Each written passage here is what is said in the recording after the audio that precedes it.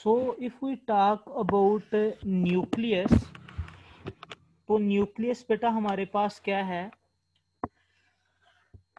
एक eukaryotic cell, एक eukaryotic cell के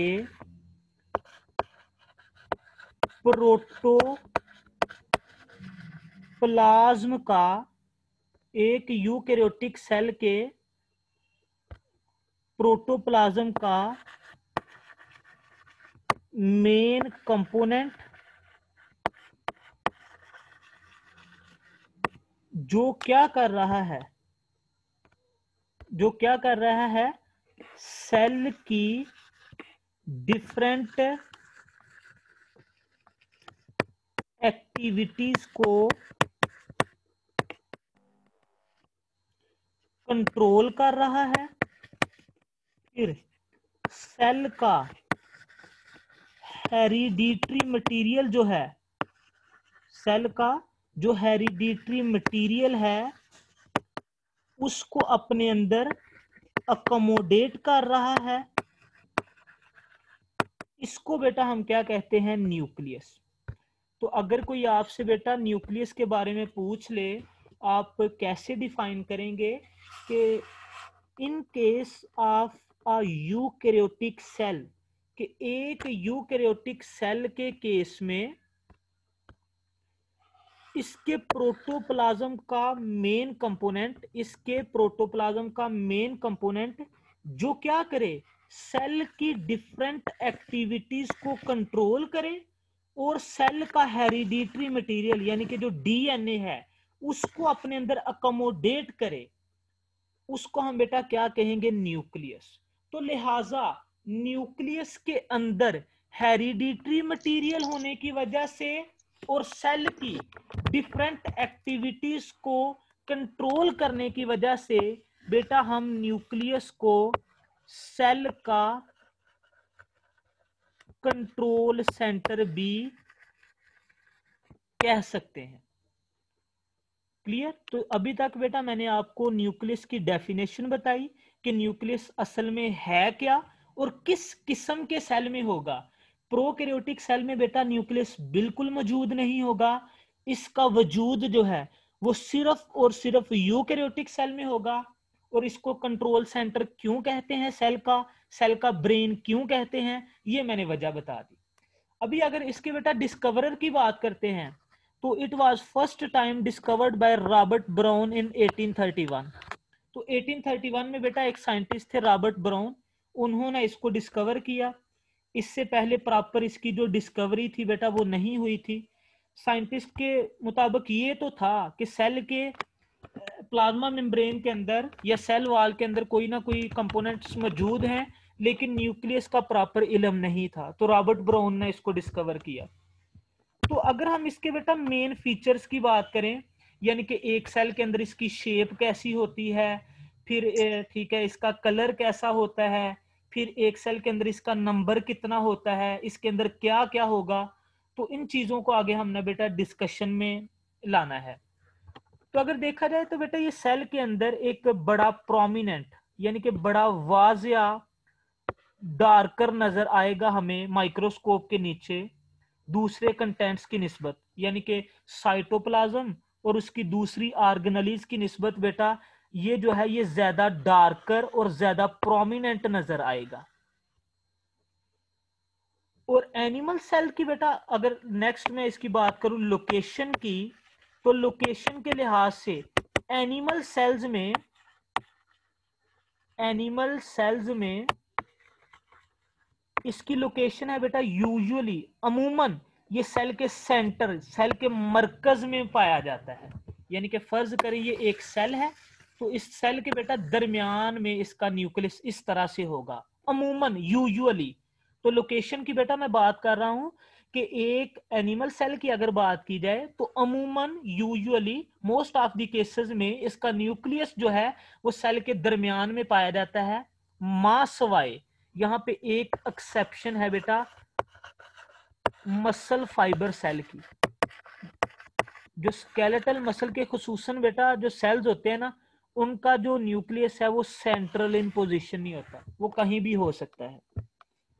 ठीक है, तो मसल फाइबर सेल की एक्सेप्शन के साथ, यानी कि इनके अलावा बाकी तकरीबन तमाम एनिमल सेल्स में बेटा ये पोजीशन इसकी क्या होगी, सेल का सेंटर, सेल का मरकज। उसके बाद बेटा अगर बात की जाए प्लांट्स की, तो प्लांट्स के केस में क्या है जी कि इसकी लोकेशन बेटा सेंट्रल नहीं है, यानी कि सेल के मरकज में ये नहीं होगा, सेल के दरमियान में नहीं होगा। तो फिर कहां पे होगा, it is pushed to side, इसको बेटा एक साइड पे, पेरिफेरी की तरफ, बाउंड्री की तरफ धकेल दिया जाता है। कौन धकेलता है, फर्ज करें ये बेटा एक प्लांट सेल है, तो इस प्लांट सेल के अंदर जो लार्ज सेंट्रल वैक्यूल है वो क्या करता है, न्यूक्लियस को पेरिफेरी की तरफ पुश कर देता है। तो इसलिए प्लांट सेल के अंदर बेटा खुसूसन ये पाया जाएगा बाउंड्री लाइन की तरफ, पेरिफेरी की तरफ।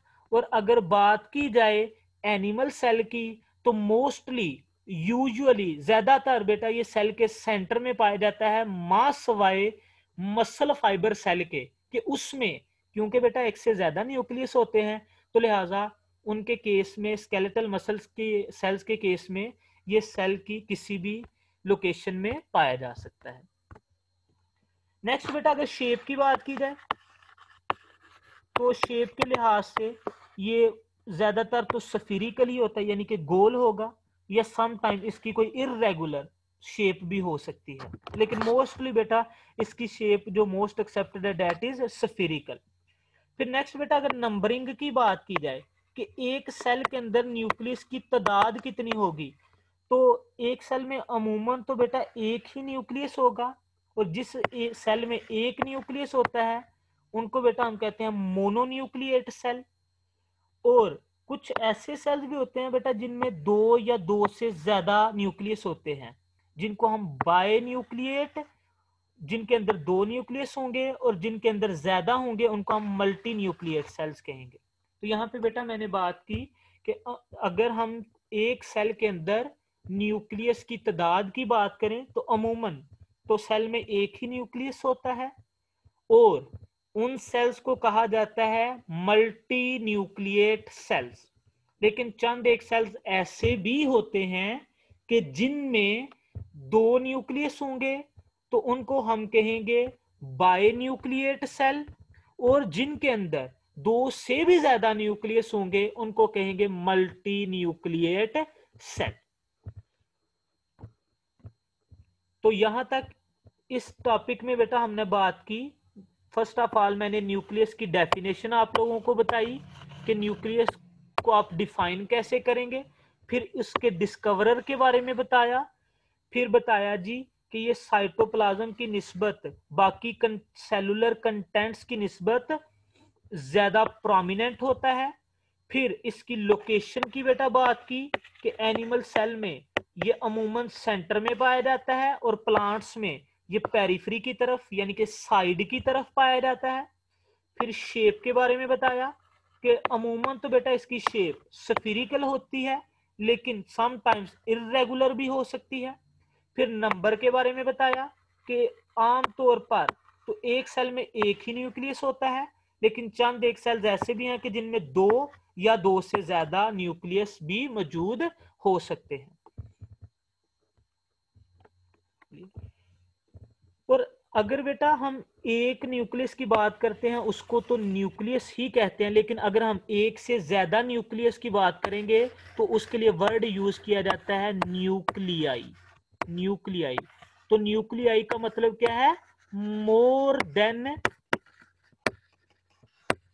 One nucleus. एक न्यूक्लियस से ज्यादा अगर न्यूक्लियस होंगे तो उनको हम न्यूक्लियाई कहेंगे। और इसकी बार बेटा अगर हम सिंपली अभी एक ब्रीफ सी कंपोजिशन की बात करें, तो इसके अंदर बेटा डीएनए होता है, इसके अंदर सेल के आरएनएस होंगे, फिर प्रोटीन्स होंगी, यानी कि डिफरेंट किस्म के एंजाइम्स वगैरह इसके अंदर पाए जाते हैं।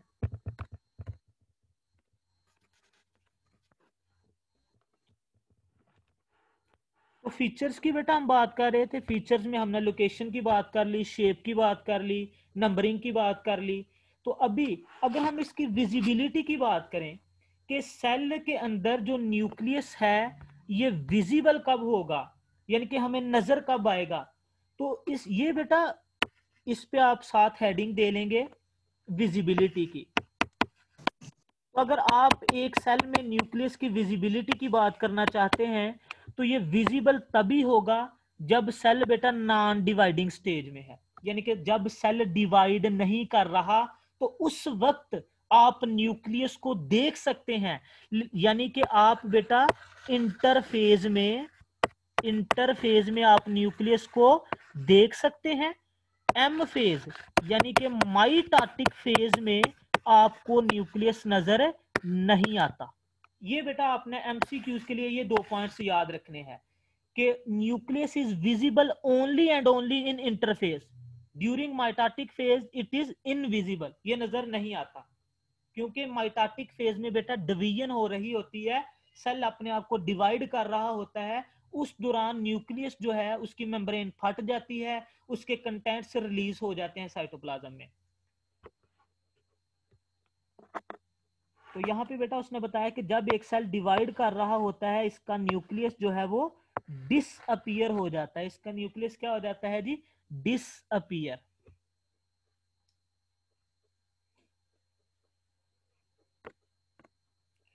तो विजिबिलिटी की बात भी होगी। विजिबिलिटी में बेटा मैंने क्या बताया कि एक सेल में न्यूक्लियस आपको नजर तब आएगा जब सेल जो है वो डिवाइड नहीं कर रहा, यानी कि इंटरफेज में है। लेकिन जैसे ही वो एम फेज में चला जाएगा, माइटोटिक फेज में चला जाएगा, तो फिर बेटा उसकी विजिबिलिटी नहीं होगी, फिर वो आपको नजर नहीं आएगा, क्योंकि उसका न्यूक्लियस जो है वो डिसअपियर हो जाता है, मेम्ब्रेन वगैरह फट जाएगी, बाकी कंटेंट्स साइटोप्लाज्म में रिलीज हो जाएंगे।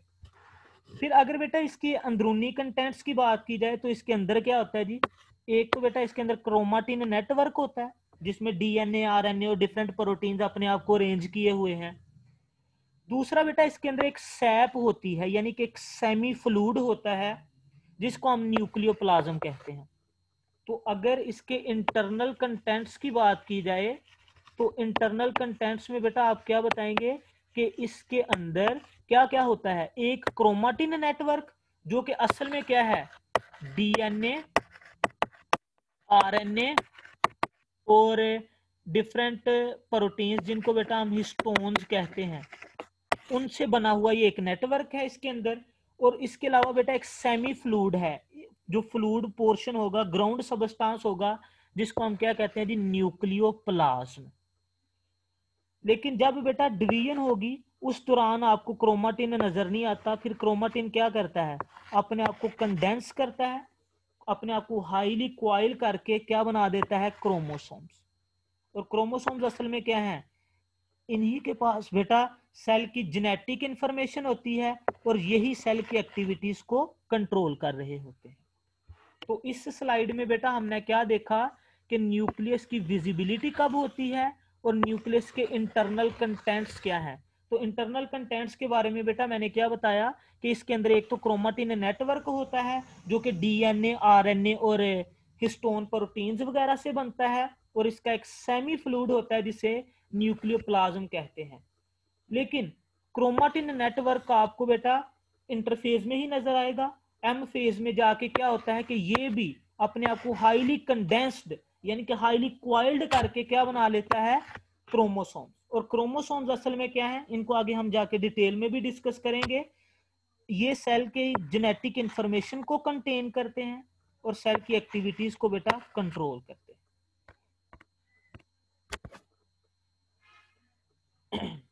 तो अभी तो बेटा बात होगी सेल के न्यूक्लियस की डेफिनेशन की और इसके फीचर्स की। नेक्स्ट आ जाए बेटा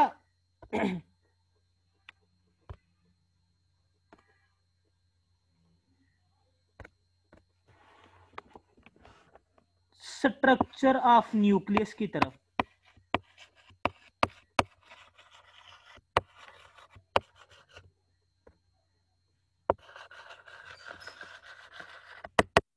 न्यूक्लियस का स्ट्रक्चर कैसा होगा, इसके स्ट्रक्चरल कंपोनेंट्स क्या हैं।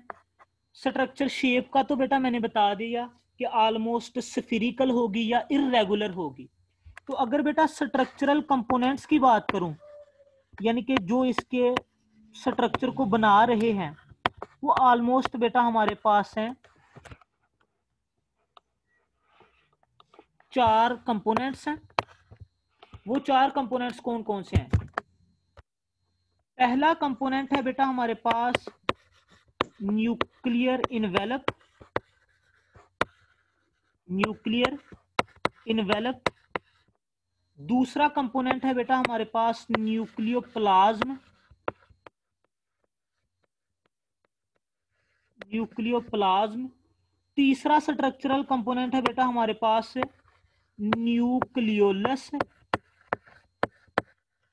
और चौथा कंपोनेंट है बेटा हमारे पास क्रोमाटिन, या जिसको बेटा हम क्रोमोसोम्स भी कहते हैं। तो एक न्यूक्लियस के 4 स्ट्रक्चरल कंपोनेंट्स हैं। एक बेटा पहला जो है वो इसका न्यूक्लियर इन्वेलप, यानी कि जिसने इसको अपने अंदर बंद किया हुआ है इसके कंटेंट्स को। दूसरा न्यूक्लियोप्लाज्म। और तीसरा न्यूक्लियोलस। चौथा बेटा क्या है, क्रोमाटिन या क्रोमोसोम्स।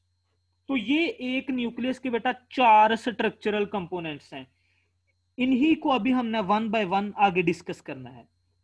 लेकिन उससे पहले बेटा हम न्यूक्लियस की एक डायग्राम देख लेते हैं, ताकि आपको ये चारों वाजिया हो जाएं कि न्यूक्लियर इन्वेलप कहां पे है, न्यूक्लियोप्लाज्म कहां पे है, न्यूक्लियोलस कहां पे है, क्रोमाटिन या क्रोमोसोम्स कहां पे है।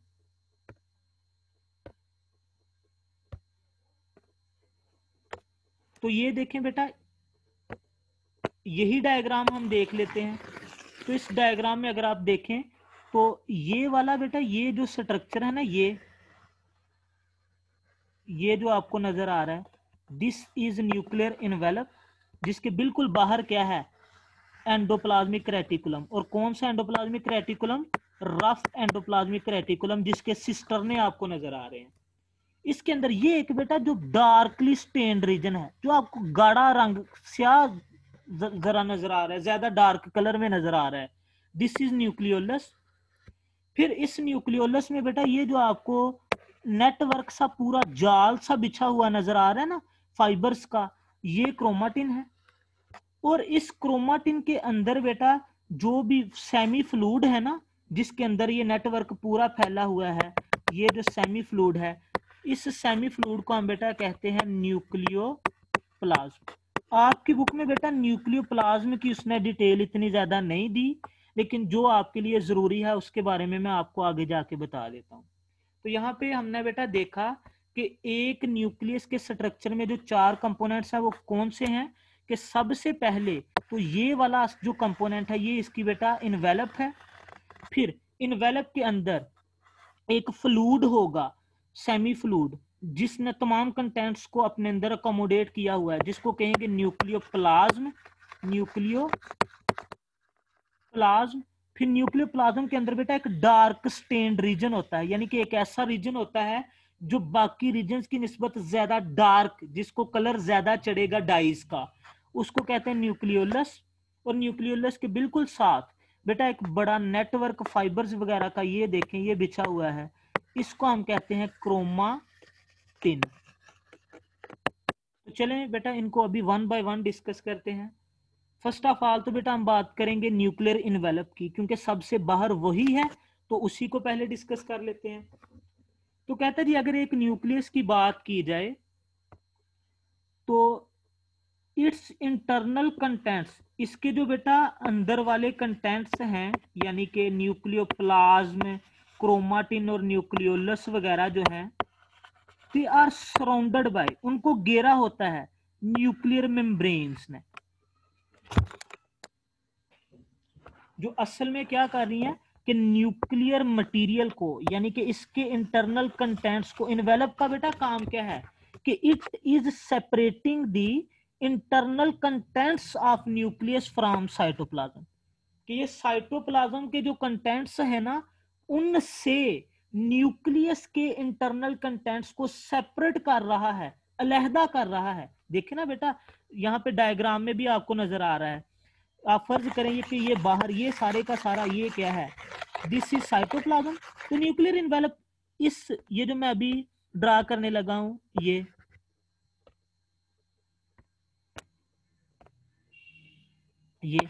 न्यूक्लियर कंटेंट्स हैं, पूरे साइटोप्लाज्मिक कंटेंट्स से न्यूक्लियर कंटेंट्स को सेपरेट किया हुआ है। वो इन दोनों को आपस में मिक्स नहीं होने दे रहा, वो इन दोनों को आपस में मिक्स नहीं होने दे रहा।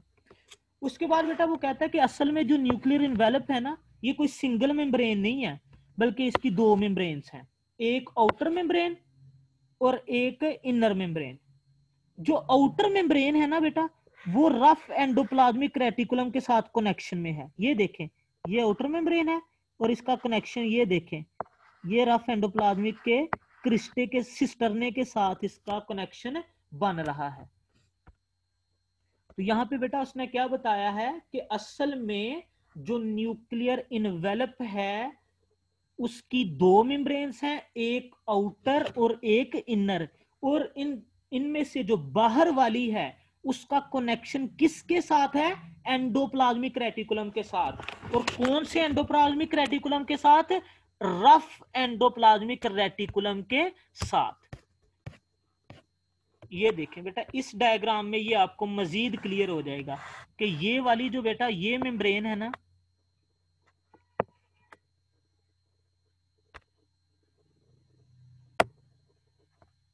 ये देखें, ये हमारे पास बेटा आउटर है, ये वाली।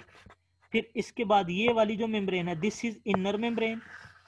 फिर इस आउटर और इनर मेम्ब्रेन के दरमियान एक स्पेस है, ये वाली स्पेस बेटा, ये वाली स्पेस, ये जिसको अभी मैं ड्रा कर रहा हूं, इस स्पेस को बेटा कहते हैं पेरी न्यूक्लियर स्पेस। जिस तरह हमने बात की कि माइटोकॉन्ड्रिया की इनर और आउटर मेम्ब्रेन को कहते हैं, उनके दरमियान जो स्पेस उसको कहते हैं इंटर मेम्ब्रेन स्पेस।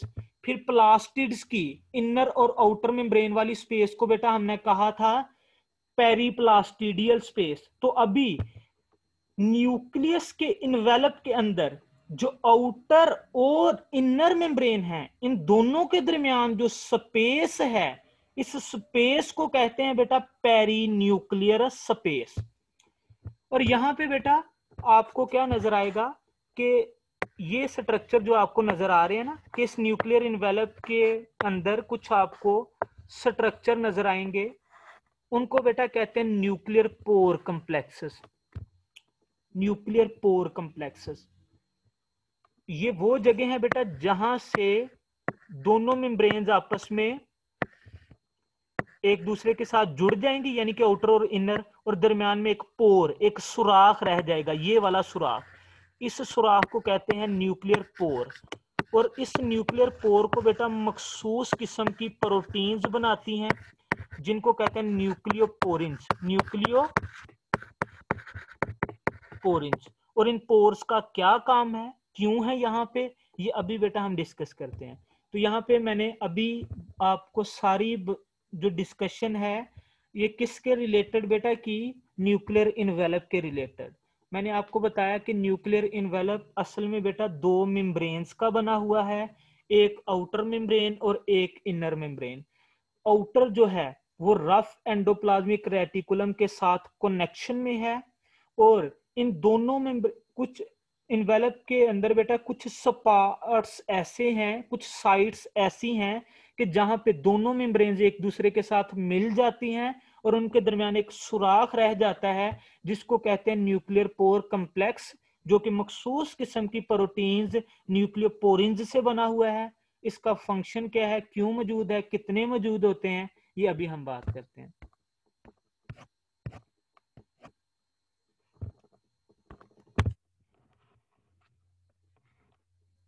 तो यहाँ पे बेटा वो कह रहा है कि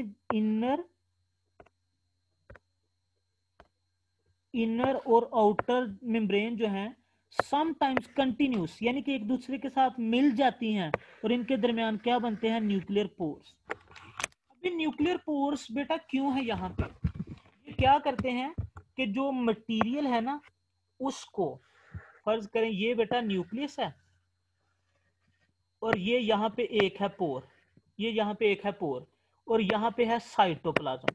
तो पोर का काम क्या है कि साइटोप्लाज्म में से चीजों को न्यूक्लियस में आने देना जो कि जरूरी चीजें हैं, और न्यूक्लियस में से जो जरूरी चीजें साइटोप्लाज्म में भेजना जरूरी हैं उनको साइटोप्लाज्म में जाने देना। यानी कि आप बेटा ऐसे ही समझ लें कि ये ट्रांसपोर्टेशन का काम करवा रहे हैं। These nuclear pores are controlling the exchange, तबादला करवा रहे हैं मटेरियल्स का, किस किस के दरमियान, बिटवीन साइटोप्लाज्म एंड न्यूक्लियोप्लाज्म, के न्यूक्लियोप्लाज्म और साइटोप्लाज्म के दरमियान चीजों का तबादला ये करवाएंगे।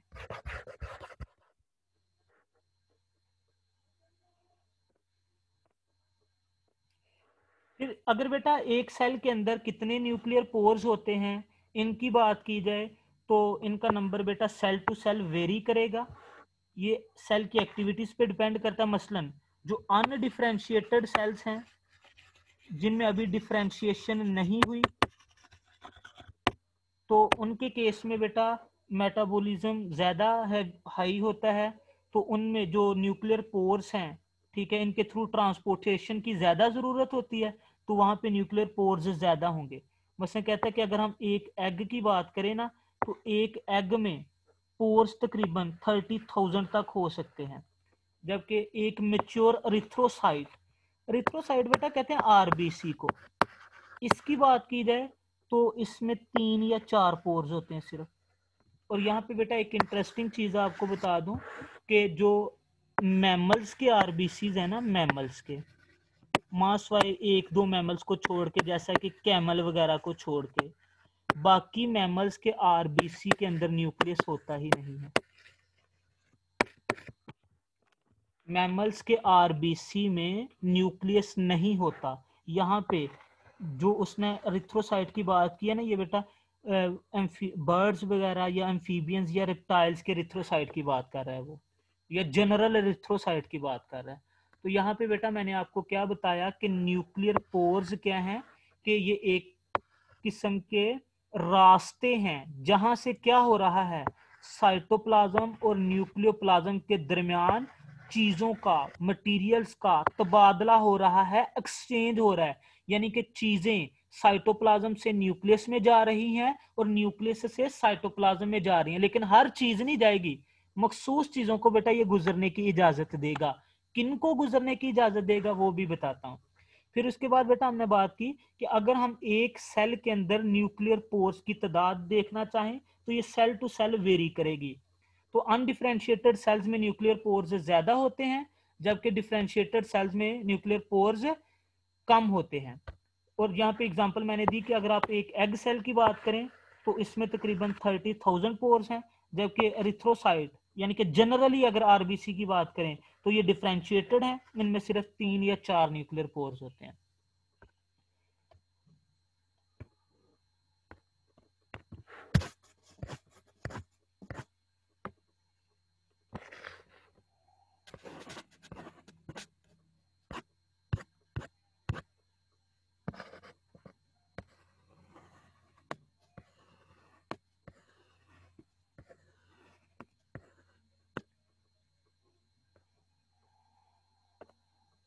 ये देखें बेटा, ये हमारे पास एक न्यूक्लियर पोर का स्ट्रक्चर है। तो ये देखें यहाँ पे एक पूरा रास्ता बना हुआ है, ठीक है, ये न्यूक्लियोप्लाज्म है, ये वाली साइड जो है ये न्यूक्लियोप्लाज्म है, फिर ये इनर न्यूक्लियर मेम्ब्रेन है ये वाली, ये आउटर न्यूक्लियर मेम्ब्रेन है ये वाली, और ये साइटोप्लाज्म है, और दरमियान में ये है स्पेस। तो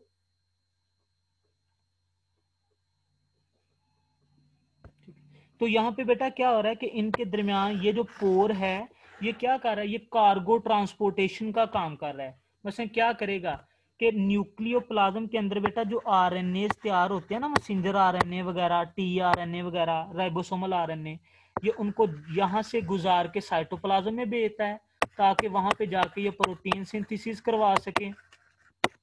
और साइटोप्लाज्म से ये क्या मंगवाता है कि जिन इंजाइम्स वगैरह की जरूरत होती है, जिन प्रोटीन्स की जरूरत होती है न्यूक्लियस में, ये उनको साइटोप्लाज्म से न्यूक्लियस में मंगवाएगा।